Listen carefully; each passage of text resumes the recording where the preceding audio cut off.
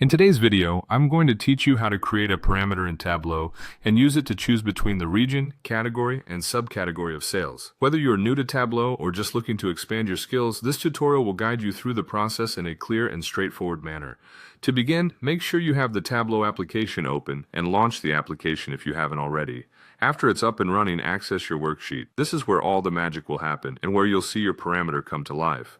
Next, direct your attention to the data pane. You'll find a small drop-down arrow in the upper right corner, so go ahead and click on that. From the menu that appears, you'll want to select Create Parameter. This is where we will start building our custom parameter. Once you've opted to create a parameter, it's time to give it a name. Type in View By. Naming is an important step as it helps identify the parameter later on, especially as your projects become more complex. You'll then need to define the data type. For this parameter, select String as the data type because we are going to deal with text values, namely the names of regions, categories, and subcategories. Following that, set the allowable values to List. This option allows us to specify which values are available to select from, adding a level of interactivity and control to your dashboard. Now let's populate this list. Enter the values: region, category, and subcategory. These are the attributes you'll be toggling between as you analyze your sales data. Once those are entered, click OK to finalize your parameter creation. With the parameters set, the next step is to configure your data view. Drag the sales field to the column shelf. Positioning sales here allows us to create a horizontal axis for comparison, which will be adjusted according to the parameter we've just set up.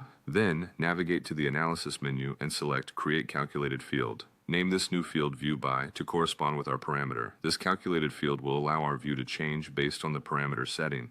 Kindly enter your query within this new calculation field.